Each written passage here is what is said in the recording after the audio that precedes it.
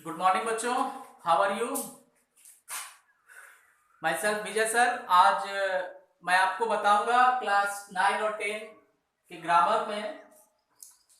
पिछले दिनों से मैं अपने कई वीडियो के माध्यम से आपको बता रहा हूं interchange of affirmative and negative. आज हम आपको बताएंगे interchange of interrogative and assertive. इसके पहले जो हमने आपको बताया था उसमें बहुत सारे बच्चों ने हमें रिप्लाई भी दिया है, होमवर्क बना करके भी भेजे हैं। और ये बड़ी दुख की बात है कि अधिकांश बच्चे जो हैं वो होमवर्क बना के नहीं भेजते हैं। आप होमवर्क बनाएं तभी हमें समझ में आएगा कि आपको जो बताया जा रहा है आप उसे ग्रहण कर रहे हैं। तो चलिए चर्चा करते हैं आज के सब्जेक्ट पे। आज का जो हमारा टॉपिक है interchange of interrogative and assertive. तो चलिए देखते हैं कि कैसे हम इंट्रोगेटिव से असर्टिव में बदलेंगे और असर्टिव से इंट्रोगेटिव में बदलेंगे। तो सबसे पहले यहां देख लीजिए आप कि इंट्रोगेटिव सेंटेंस को असर्टिव में बदलने की जो सामान्य प्रक्रिया है वो क्या है? ऑक्सिलरी वर्ब को सब्जेक्ट के बाद रखा जाता है। इंट्रोगेटिव सेंटेंस से असर्टिव सेंटेंस में बदलने की जो सामान्य प्रक्रिया है वो क्या है कि ऑक्सिलरी वर्ब को सब्जेक्ट के बाद रखा जाता है। बिल्कुल सही है।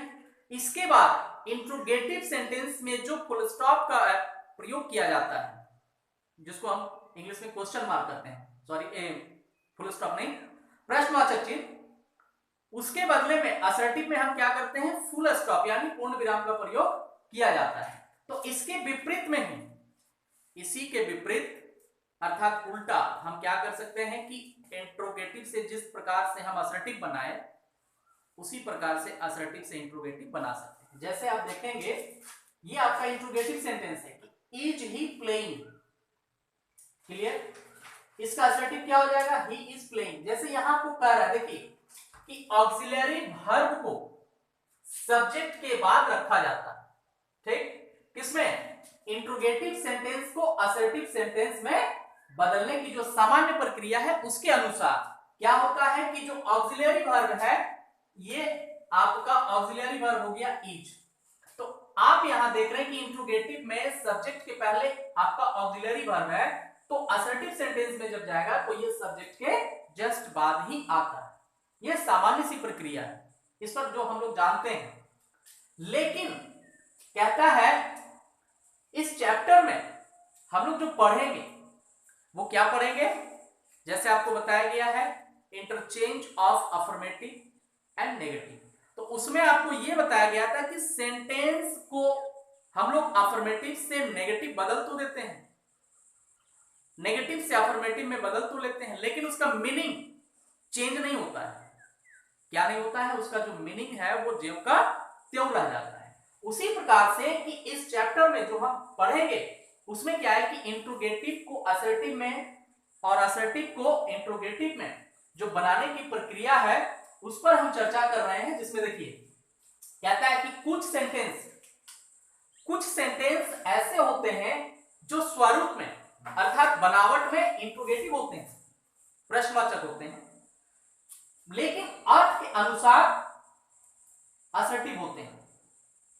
बनावट में इंट्रोगेटिव, लेकिन अर्थ के अनुसार, मीनिंग के अनुसार वो क्या होता है? असर्टिव होता है। तो ऐसे वाक्यों को असर्टिव में बदलने के कुछ नियम हैं, और वो नियम क्या है ये मैंने लिख दिया है। देखो, पहला नियम है कि इंट्रोगेटिव सेंटेंस में प्रयुक्त वर्ब प्लस सब्जेक्ट को सब्जेक्ट प्लस वर्ब के कर्म में रखें। ये आपका पहला नियम है। दूसरा नियम है कि इंट्रोगेटिव सेंटेंस में यदि नो या नॉट का प्रयोग होता है तो असर्टिव में हम इसे हटा देते हैं, और यदि इंट्रोगेटिव में इनका प्रयोग नहीं हो, किनका प्रयोग? नो या नॉट का। मतलब इंट्रोगेटिव सेंटेंस में अगर आपका नो या नॉट का प्रयोग किया जाता है, मतलब रहता है, तो आप असर्टिव में उसको क्या करेंगे? हटा देंगे। और यदि नहीं है इंट्रोगेटिव में नो या नॉट का प्रयोग, तो आप क्या करेंगे, असर्टिव में इसका प्रयोग कर देंगे। समझ में आई बात। इसके बाद साइन ऑफ इंट्रोगेशन जो होता है यानी प्रश्नवाचक चिन्ह, उसे हम साइन ऑफ फुल स्टॉप में बदल देते हैं। मतलब आप जान लीजिए कि प्रश्नवाचक के बदले, क्योंकि प्रश्नवाचक सेंटेंस को हम अर्थात इंट्रोगेटिव सेंटेंस को हम क्या कर रहे हैं, असर्टिव में बदल रहे हैं, सकारात्मक में, कथनात्मक में, तो उसको पूर्णवाचक पूर्ण विराम जो होता है हिंदी में और इंग्लिश में क्या कहते हैं, फुल स्टॉप, तो इसमें हम लोग बदल देते हैं। तो चलिए इसी के आधार पर, ये जो आपका नियम है, इसी नियम के आधार पे हम आपको एक उदाहरण बताते हैं। देखिए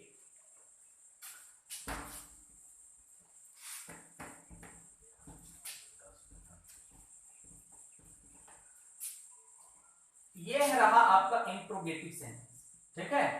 इसको हम लोग बनाएंगे किसमें, is man not मॉर्टल, is man not मॉर्टल।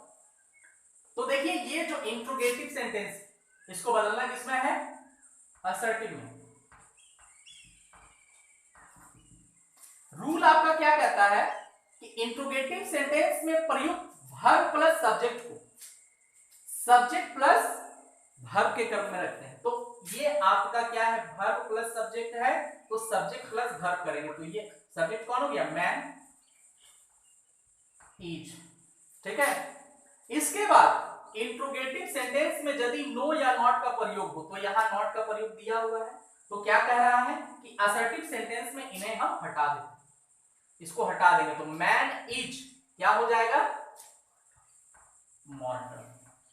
ये आपका देखिए, इसका जो मीनिंग है पूरे सेंटेंस का, आपको कह रहा है कि सेंटेंस का जो मीनिंग होगा वो किसमें होते हैं, सेंटेंस आपका इंट्रोगेटिव रहेगा, लेकिन मीनिंग क्या कहता है उसका, असर्टिव में बदलता है। जैसे इज मैन नॉट मॉर्टल, क्या मनुष्य मरणशील नहीं है, तो क्या मनुष्य मरणशील नहीं है, जाहिर सी बात है कि मनुष्य मरणशील है, तो आप देख सकते हैं कि मैन इज मॉर्टल यानी मनुष्य मरणशील है, ये आपका इंट्रोगेटिव से क्या बदल गया, असर्टिव बदल गया। एक और उदाहरण देखिए,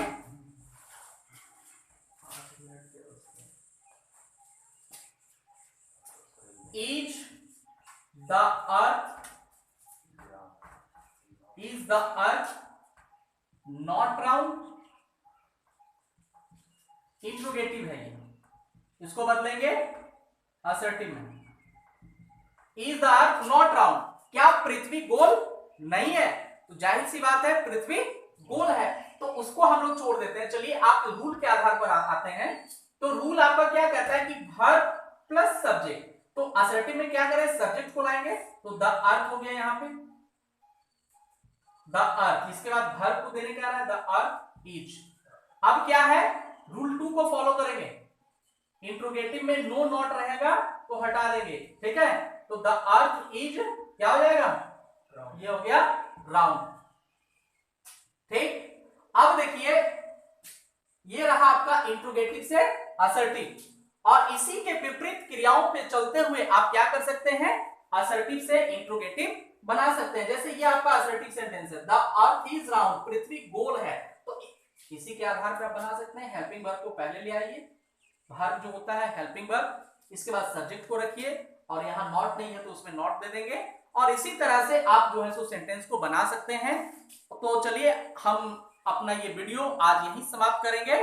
आपको अगर किसी तरह की कोई परेशानी है तो आप हमें कमेंट करके बताएं। Thank you.